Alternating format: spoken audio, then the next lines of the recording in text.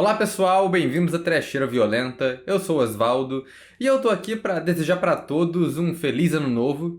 Pra todos, menos pra mim, porque eu comecei esse ano assistindo o novo filme do Mestre dos Brinquedos, é o Puppet Master Dr. Death. Ou a gente pode chamar ele do que ele é, né, que é o Puppet Master 16.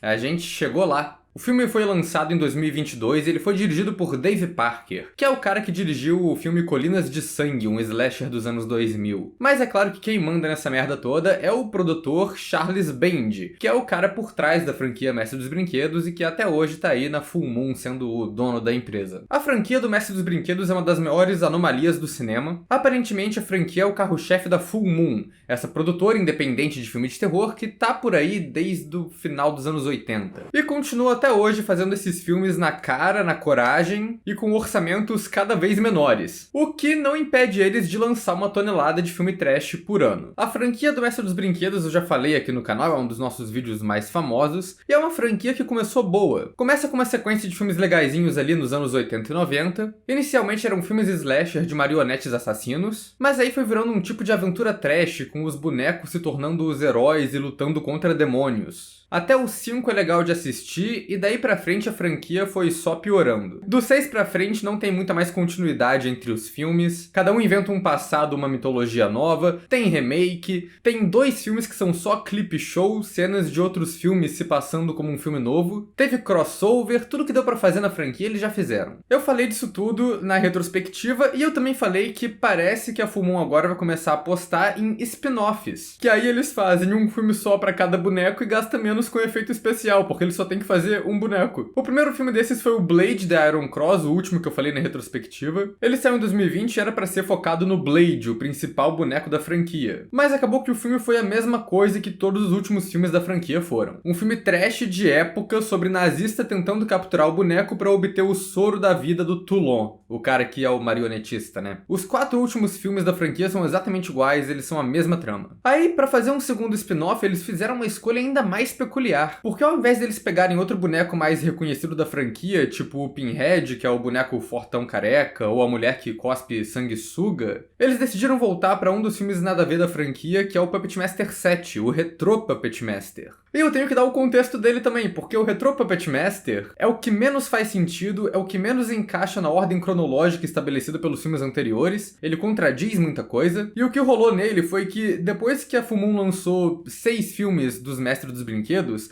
eles estavam lançando também bonecos. Aí eles decidiram lançar uma linha de bonecos que é a versão retrô, uma versão toda feita de madeira, mais rústica, mais antiga, de cada personagem. Esses bonecos retrô fizeram sucesso com o público e eles decidiram fazer um filme sobre eles, que é o Retro Puppet Master, um dos filmes mais chatos da franquia. Além das versões retrô dos bonecos principais, eles também incluíram 2 bonecos originais, que é o Ciclope e o Dr. Death. E eles devem ter achado esse boneco, Dr. Death, o Doutor Morte, muito foda. Porque de todos os bonecos que eles podiam ter escolhido pra ter um filme próprio, eles escolheram ele, desenterraram ele, que só tinha aparecido em um filme 23 anos atrás. E a primeira coisa que me chamou a atenção quando eu coloquei pra ver esse filme é que ele quase nem é um longa-metragem. Ele tem 59 minutos contando com créditos, e o que eu fiquei mais surpreso ainda depois de ter assistido é que o filme não é uma bosta completa. É um filme trash bem no padrão da Full Moon. Tem muita coisa muito ruim aqui, mas comparando com o que estava rolando recentemente na franquia, eu acho que foi uma melhora. Foi um filme muito mais direto ao ponto e importante, ele não é um filme sobre nazistas indo atrás da fórmula da vida do Toulon. E só nisso, pra mim, ele já é melhor que quase todos os Puppet Master que estão sendo lançados aí desde 2000 e bolinha.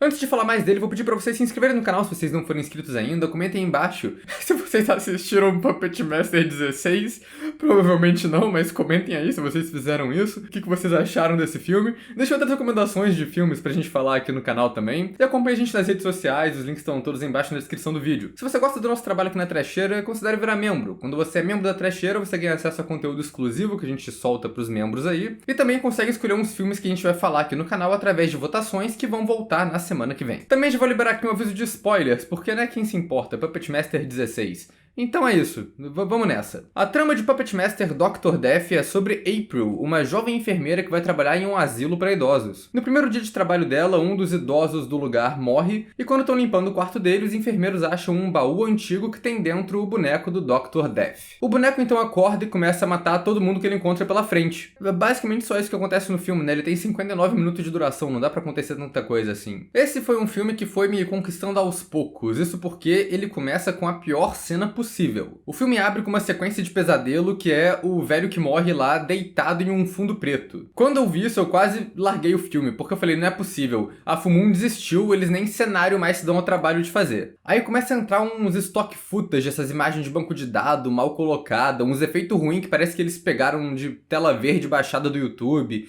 umas imagens do boneco piscando, uma montagem bem ruim. E é uma cena muito ruim pra começar o filme, parece que foi alguém entediado que se gravou num fundo preto e baixou umas coisas da internet pra fazer uma edição lá, brincar um pouquinho no Premiere. Mas depois disso o filme melhora. A melhor coisa é que o Charles Band se tocou que se ele vai fazer filme que tem R$ 5 de orçamento, ele tem que parar de ficar fazendo filme de época na Segunda Guerra Mundial, porque os cenários da trilogia do eixo do Puppet Master e do spin-off do Blade também eram todos horríveis, porque era filme de época, era filme de guerra e acabava sendo só um monte de gente em uns armazém pra fingir que era um bunker ou uma base militar. Esse filme se passa nos tempos atuais, não sei na verdade se é, mas é um tempo bem mais próximo da gente, então ele não precisa ficar fazendo esses cenários horrorosos de sempre pra ficar disfarçando a época atual. O filme, na real, quase todo se passa nesse asilo, que parece ser uma casa qualquer que eles arranjaram pra gravar. É um cenário básico, mas que funciona, parece um ambiente de verdade ali. E parece que tem um mínimo de uma direção de arte legal nesse filme. Tem uma recepção no lugar que tem várias revistas, e uma dessas é uma Fangoria, a revista famosa de terror. O que é uma referência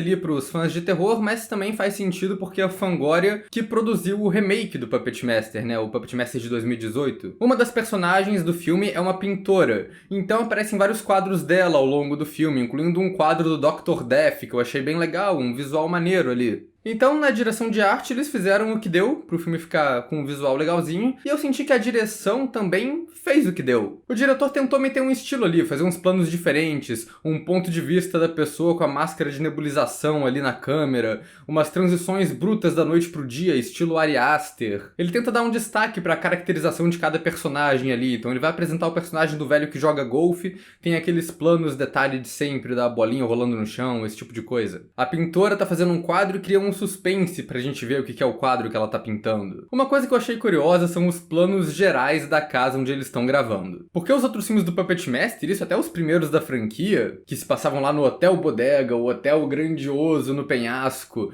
eles sempre usavam o mesmo plano geral pra mostrar a casa e ficava engraçado até, porque toda hora cortava pro mesmo plano do Hotel Bodega ou pro mesmo plano de qualquer casa. Isso ficava meio cômico a ponto de parecer que eles só estavam usando um banco de imagens da internet que eles acharam de umas casas aleatórias. Nesse filme parece que o diretor quis ter certeza que a gente soubesse que eles estavam realmente filmando numa casa lá. Que eles pegam vários ângulos da casa diferentes, até metem um drone pra gravar ela de cima. Então, parabéns, eles me convenceram de que eles não só pegaram um vídeo genérico de uma casa no iStock e chamaram de deles. A fotografia do filme é bem ok também. Com certeza parece ter sido mais pensada do que os últimos filmes da franquia. Tem até uma cena que eles usam essas coisas, tipo o ponto de vista da lanterninha numa sala escura, ou que mostra uma morte acontecendo através da silhueta numa janela, umas ideias básicas de filme de terror, mas que colocam um mínimo de vida em uma franquia que estava criativamente morta. Nem todos os recursos que eles tentam usar funcionam muito bem na real. Tem umas cenas que eles colocam uns jump cuts pra mostrar passagem de tempo que eu achei bem desnecessário, e tem a famosa câmera lenta forçada que os filmes de orçamento baixo sempre usam pra tentar causar tensão e acabam causando só a dor de cabeça. A montagem do filme também não é lá grandes coisa. A casa principal pode não ter sido imagem de banco de dados, mas tem uns planos que com certeza são. Uns planos de pássaro voando, de céu com tempestade que aparecem do nada pra servir de transição entre as cenas. E tem uns efeitos muito cafonas também. Tipo quando eles entram no olho do boneco pra fazer a cena e fica um pedaço do filme recortado lá no olho dele que é muito ruim. Mas o pior pra mim é que o filme tem 1 hora de duração e parece que eles tiveram que se estender ainda pra conseguir chegar nisso. nisso. Na metade do filme, a protagonista tem um pesadelo que é um flashback muito estúpido, porque ele literalmente só resume tudo que aconteceu no filme até então, repassa a trama toda, cena por cena, só que acelerado e com um filtro cagado por cima. O filme não tem muita trama, mas pelo menos a trama é original. É praticamente um filme slasher em um asilo, tem uns 10 personagens ali, e o vilão é esse boneco, o Dr. Death, o marionete médico caveira. Os personagens são esse clássico tipo de personagem de filme slasher que tem uma única caracterização cada um. Tem o enfermeiro babaca, que é escroto com geral, e comentam que ele só consegue trabalhar no lugar por causa de nepotismo. O que é irônico vindo do Charles Band, um cara que sempre empregou o irmão dele pra fazer trilha sonora dos filmes. O que é engraçado é que na retrospectiva, eu juro que eu tinha pesquisado se eles eram irmãos no Google e não tive uma resposta clara,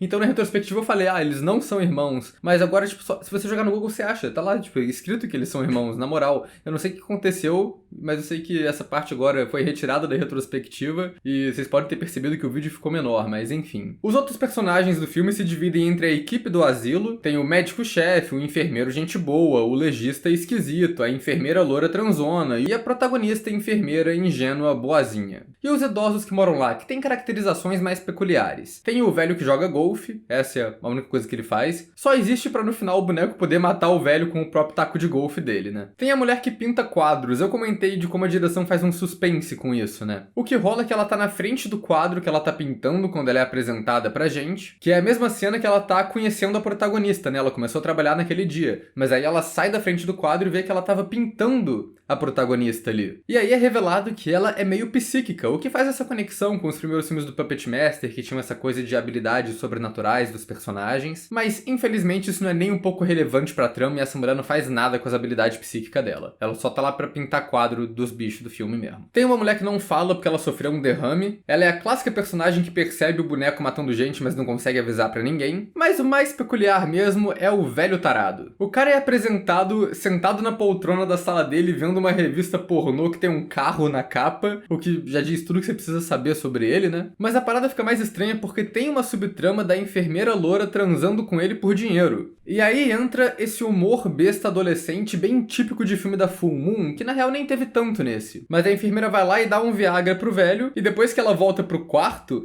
ela vê uma parada levantando nas cobertas. Ela faz uma piada sobre o velho ser bem dotado, mas na real era o boneco o tempo todo e o velho tava morto. Olha só que espirituoso. Esse é o nosso elenco e a caracterização deles não passa muito disso, como eu disse. Todos eles só têm um propósito na trama, que é ser assassinado pelo boneco do Dr. Death. O único personagem que faltou falar é o boneco, né? Na real ele é o antagonista, né? Mas eu até prefiro. Eu prefiro que os bonecos sejam antagonistas, porque o Blade tentaram meter um filme dele sendo o herói e não rolou. Então, voltando a franquia pra raiz slasher e colocando só um boneco pra matar a galera, funciona. Talvez até por isso eles tenham escolhido o Dr. Death e não algum dos outros bonecos mais conhecidos. Porque os outros já estão muito de herói da franquia. O Dr. Death apareceu uma vez só e ele pode ocupar esse espaço de vilão de terror, de figura de terror, mais fácil, eu acho. No começo, o boneco é meio Annabelle. Ele só some e aparece em lugares diferentes sem se mover muito. Até porque, igual nos últimos filmes do Puppet Master também, o boneco que eles arranjaram é meio estático. Ele não tem muita articulação, então na verdade nem tem cena dele andando por aí no filme. Até tem, na verdade, mas elas são gravadas em ponto de vista. Ele se move quase sempre nas cenas de close-up, que são os movimentos meio travadões, mas que funcionam até. Se você já chegou até aqui, brother, você já tá esperando isso. As cenas de morte são bem ok. O filme tem efeitos bons de sangue e de gore, e ele dá umas características boas pro Dr. Death que ele não tinha no filme do Retro Puppet Master, até porque naquele filme ninguém tinha caracterização nenhuma, nada acontecia. Mas nesse filme o Dr. Death mata muita gente por meios médicos. Ele mata uma mulher desligando o aparelho dela, ele mata o legista com uma serra de fazer autópsia ou de cortar osso, alguma coisa dessas. São bem aquele estilo de cena de Puppet Master que as pessoas caem no chão e o boneco começa a atacar e as pessoas esquecem que tem braços, elas só não se movem e se deixam levar, sabe? Mas tudo bem, isso tá acontecendo na franquia desde sempre, então dá pra aceitar. Depois de um tempo ele acaba virando só um assassino slasher meio genérico que usa o que tiver mais próximo pra matar os outros, mas isso na verdade tem outro motivo, que é porque boa parte das mortes do filme não é o boneco que faz, mas sim um personagem zumbificado. O que rola lá pra metade do filme é que a primeira velha que morre volta como zumbi e começa a matar as pessoas. Depois a gente descobre que, na real, é o Dr. Death que tem essa habilidade de entrar no corpo da pessoa e controlar ela por dentro. Eles até fazem um plano interno do corpo do médico no final, que ele tá puxando os nervos e controlando ele. Achei até meio poético, porque nesse filme quem é o marionetista, quem é o Puppet Master, é o próprio boneco. E as pessoas que ele tá matando são as marionetes dele, que ele tá manipulando ali, olha só. Uma coisa que eu achei fraca é que o boneco não tem muito objetivo. Ele só sai matando a galera porque sim, e a história dele não é explicada. E considerando que esse filme faz parte da franquia, ele não faz muito sentido com os outros e com as regras que tinham sido estabelecidas já. Esses bonecos que ficam 90 anos presos dentro de uma caixa e são revividos, sempre precisam do soro do Toulon, porque eles já estão ressecados ali depois de muito tempo que passou, né? Nesse filme não tem nada disso, o boneco só revive sozinho e foda-se, é isso. Falando em continuidade da franquia, esse filme também tem uma trilha sonora boa, ele faz mais uma releitura do tema principal do Puppet Master, que eu acho muito bom, e só no final do filme que ele toca a versão original, que é justamente na cena que o filme se conecta com o resto da franquia, então eu achei isso bom, achei bem pensado. Além disso, o filme tem cenas que eu achei boas e criativas de verdade. A sequência de pesadelo no começo, apesar de ser completamente horrível, faz um boneco gigante aparecendo ali, que eu achei que é um conceito legal pra se usar no Puppet Master. Tem uma cena que é copiada do primeiro Chuck, com o boneco se mostrando vivo, virando a cabeça dele na mão do enfermeiro. Referência, cópia, não sei, mas achei legal. Mas pra mim a melhor ideia aqui é no final, quando o boneco ataca o médico que é chefe do asilo e usa o corpo dele de marionete. Só que não é só isso, ele também transforma o cara numa versão live action do próprio boneco. Ele ou esfola a cara dele, ou faz ele usar uma máscara de caveira, não fica muito claro o que aconteceu ali. Mas o que fica claro é que o boneco criou essa versão humana dele mesmo. O médico com cara de caveira que consegue perseguir e matar os personagens. Isso é uma parada que acho que os quadrinhos do Puppet Master fizeram. Umas pessoas que se vestem como os bonecos. E é mais ou menos isso que acontece aqui. É o boneco se tornando em um vilão humano de slasher dele mesmo. Não sei se isso fez sentido, mas enfim, tá aí. Eu só achei estranho que esse é um filme slasher que já é pequeno e eles parecem que economizam ainda na duração, porque tem muita cena de morte que acontece off-câmera, que a gente não vê. O filme tem 1h só, mas ele podia chegar a 1h10 se ele colocasse a cena de morte desse médico-chefe, que a gente só vê o corpo dele modificado depois, ou a morte da pintora. Ela só aparece depois no filme com um monte de pincel enfiado na cara. São visuais bons, assim, e acho que podia ter sido aproveitado em umas cenas de morte boas também que não estão no filme. O chocante é que esse filme termina com uma reviravolta que eu achei surpreendente ainda. Isso porque eu não tava esperando nada desse filme, quanto mais uma reviravolta, né? O que acontece é que nos últimos minutos do filme, ele faz a conexão dele com o retrô Puppet Master. Ele mostra uns flashbacks pra mostrar pra gente a origem do Dr. Death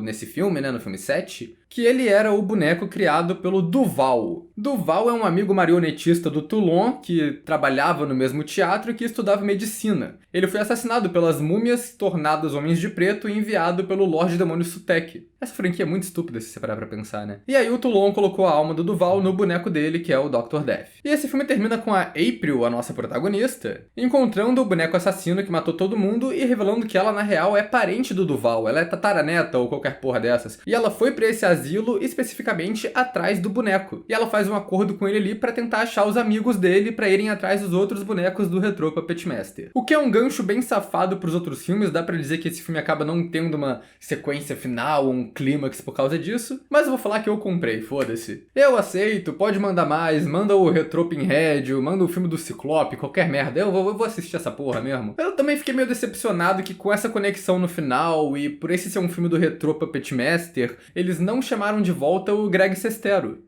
Eu sei que o Toulon morreu nos anos 20 ou anos 30 e morreu velho lá, mas o Greg Sestero tá com uns 40 anos, então dava pra colocar um flashback do André Toulon ali com seus 40 anos, escondendo o boneco do Dr. Morte em algum lugar. Enfim, Puppet Master 16 é bom? Não exatamente. É um filme trash, provavelmente uma pessoa normal vai ver ele e vai parar em 5 minutos e falar que bosta, não quero ver isso. Mas depois de ficar saturado de filme ruim do Mestre dos Brinquedos, esse filme que é mais ou menos ok, pra mim foi um grande alívio e eu me diverti. A categoria que eu vou colocar ele é o Guilty Pleasure, ou como a gente pode traduzir também no português, é um bom foda-se, eu gostei.